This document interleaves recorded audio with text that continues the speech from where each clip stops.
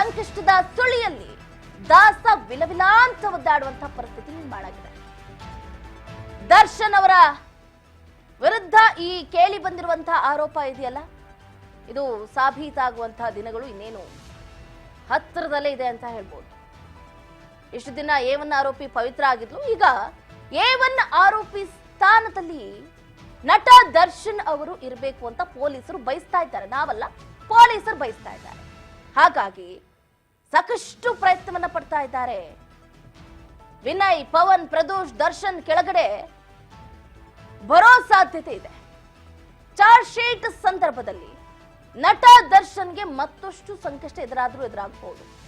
ಈಗ ಕೊಲೆ ಕೇಸ್ನಲ್ಲಿ A1 ಆರೋಪಿಯಾಗಿರುವಂತಹ Pavithra Gowda safe zone ಅಲ್ಲಿದ್ದಾರೆ. ಈಗಾಗಲೇ ಜಾಮೀನಿಗೆ ಅರ್ಜಿ ಕೂಡ ಸಲ್ಲಿಸಿದ್ದಾರೆ. ಇವತ್ತು ಅರ್ಜಿ ವಿಚಾರಣೆ ನಡಿಬೇಕಾಗಿದೆ. ನೋಡೋಣ, ಪವಿತ್ರ ಗೌಡಗೆ ಅಷ್ಟು ಬೇಗ ಬಿಡುಗಡೆ ಭಾಗ್ಯ ಸಿಗುತ್ತೋ ಇಲ್ವೋ ಗೊತ್ತಿಲ್ಲ.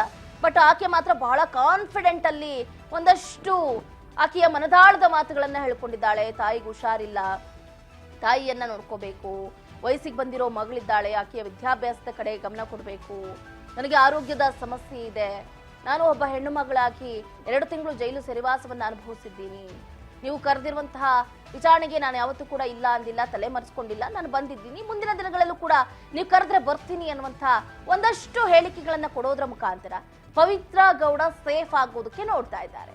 ಹಾಗಾದ್ರೆ ಇಲ್ಲಿ ಎಂಗು ತಿಂದ ಮಂಗ ಆಗಿದ್ದು ಮಾತ್ರ ದರ್ಶನ್ ಅವರು. ಮೇಲ್ನೋಟಕ್ಕೆ ಅಲ್ಲ, ಆಕ್ಚುಲ್ ಫ್ಯಾಕ್ಟೇ ಇದು. ಥರ್ಡ್ ಪರ್ಸನ್ಗೋಸ್ಕರ ಓಕೆ, ಇಲ್ಲಿ ಕೆಲವೊಂದ್ಸರಿ ಅನ್ಸಿರುತ್ತೆ ದರ್ಶನ್ ಅವ್ರಿಗೆ, ಹೆಂಡತಿಗಾಗಿ ಕೊಲೆ ಮಾಡ್ಲಿಲ್ಲ, ಮಗನಿಗಾಗಿ ಕೊಲೆ ಮಾಡ್ಲಿಲ್ಲ, ಅಮ್ಮನ್ಗಾಗಿ ಕೊಲೆ ಮಾಡ್ಲಿಲ್ಲ, ತಮ್ಮನ್ಗಾಗಿ ಕೊಲೆ ಮಾಡ್ಲಿಲ್ಲ. ಥರ್ಡ್ ಪರ್ಸನ್ ಅಂತಾನೆ ಹೇಳ್ಬಹುದು. ಪವಿತ್ರ ಗೌಡಗೋಸ್ಕರ ಅವರ ಇಡೀ ಕೆರಿಯರನ್ನೇ ಹಾಳು ಮಾಡ್ಕೊಳ್ಳೋ ರೇಂಜ್ಗೆ ಒಂದು ಕೊಲೆಯ ಆರೋಪಿಯಾಗಿ ಗುರುತಿಸಿಕೊಂಡಿರೋದು ಇಡೀ ರಾಜ್ಯಕ್ಕಷ್ಟೇ ಅಲ್ಲದೆ ಅವರ ಕೋಟ್ಯಾಂತರ ಕೋಟಿ ಅಭಿಮಾನಿಗಳಿಗೂ ಕೂಡ ಬಹಳ ನೋವನ್ನ ಉಂಟು ಮಾಡ್ತಾ ಇದೆ. ನೋಡೋಣ ಹಾಗಾದ್ರೆ ದರ್ಶನ್ A1 ಆರೋಪಿ ಆದ್ರೆ ಮುಂದೆ ಏನೇನಾಗಬಹುದು, ಹೇಗೆ ಅದರಿಂದ ಅವರು ಆಚೆ ಬರೋದಕ್ಕೆ ಪ್ರಯತ್ನವನ್ನ ಪಡಬಹುದು ಏನು ಅಂತ.